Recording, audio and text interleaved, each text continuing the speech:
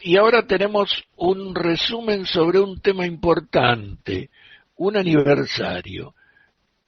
No solo inventamos el colectivo, el dulce de leche y la virome, también inventamos los derechos de las personas adultas mayores. Eso es muy El, bueno. el 28 de agosto de 1948 se estableció en Argentina y por primera vez en el mundo los derechos de las personas adultas mayores, con el nombre de derechos de la ancianidad. Fue un decálogo de 10 derechos. Un año más tarde hubo una reforma de la Constitución, en 1949, y se incorporaron en el artículo 37 estos derechos. Desgraciadamente, esa reforma constitucional fue derogada por decreto en 1956. Así que hemos sido pioneros, pero no duró. Vamos a leerlos un poco, ¿no? Esto está en una terminología antigua, ¿no?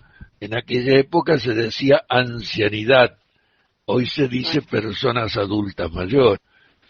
Entonces, el primero es derecho a la asistencia, que dice que todo anciano tiene derecho a su protección integral por cuenta y cargo de su familia. En caso de desamparo, corresponde al Estado proveer a dicha protección, ya sea en forma directa o por intermedio de los institutos y fundaciones creados o que se crearen con ese fin, sin perjuicio de la subrogación del Estado o de dichos institutos para demandar a los familiares remisos y solventes los aportes correspondientes. Interesante porque no solo tiene en cuenta un derecho, sino el abandono también, ¿no? Segundo, derecho a la vivienda. Derecho a un albergue higiénico con un mínimo de comodidades hogareñas es inherente a la condición humana. Derecho a la alimentación.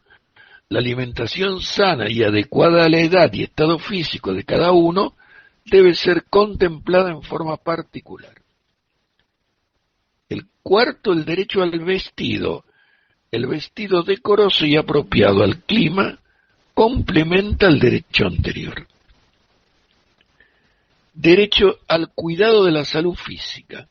El cuidado de la salud física ha de ser preocupación especialísima y permanente. Sexto, derecho al cuidado de la salud moral. Debe asegurarse el libre ejercicio de las expansiones espirituales concordes con la moral y el culto. Séptimo, derecho al esparcimiento. Ha de reconocerse el derecho de gozar mesuradamente de un mínimo de entretenimientos para que se puedan sobrellevar con satisfacción sus horas. Derecho al trabajo. Cuando el estado y condiciones lo permitan, la ocupación por medio de la laborterapia productiva ha de ser facilitada. Se evitará así la disminución de la personalidad.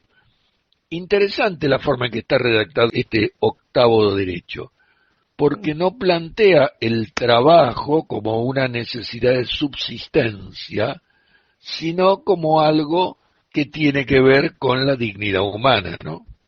Muy interesante como está redactado, ¿no? Sí, sí, sí, sí. El noveno es derecho a la tranquilidad. Gozar de tranquilidad libre de angustias y preocupaciones. Y el décimo, derecho al respeto. Dice, tiene derecho al respeto y consideración de sus semejantes. Muy interesante, está bueno, con una terminología un poco antigua, ya tiene 70 y pico de años. Y en eso fuimos pioneros. En el año 1948 además se presentó estos derechos para que los tratara Naciones Unidas. Fuimos pioneros por todos lados. Sí, eso lo que leíste me parece que es muy actual también, no importa la terminología, sino el objetivo, ¿no? Me parece genial, todavía está vigente, quiero decir, ¿no? Todo lo que Todavía algunos de estos derechos no se han logrado plenamente. Tal cual, exactamente. Desgraciadamente.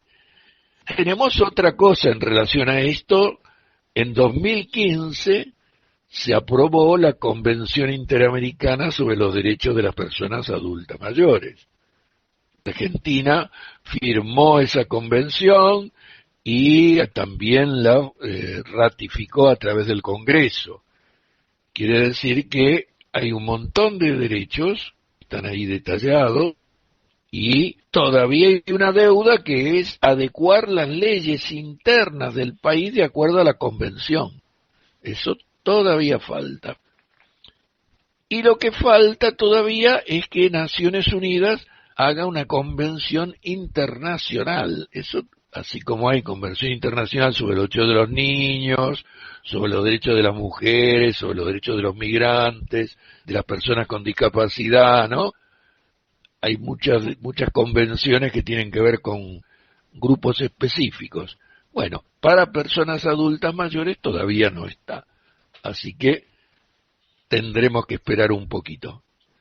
Seguir empujando, mejor dicho, porque hay algunos países que no quieren saber nada. Está discutiendo, pero todavía falta un camino. Esperemos que esta cuestión de la pandemia haga tomar un poco de conciencia. Sobre todo porque los países que en Naciones Unidas se oponen a la Convención Internacional son los países europeos. Han venido siendo estos últimos años los países europeos. Y justamente en Europa nos ha dado un pésimo ejemplo de lo que es respetar los derechos de las personas adultas mayores frente a la situación de pandemia.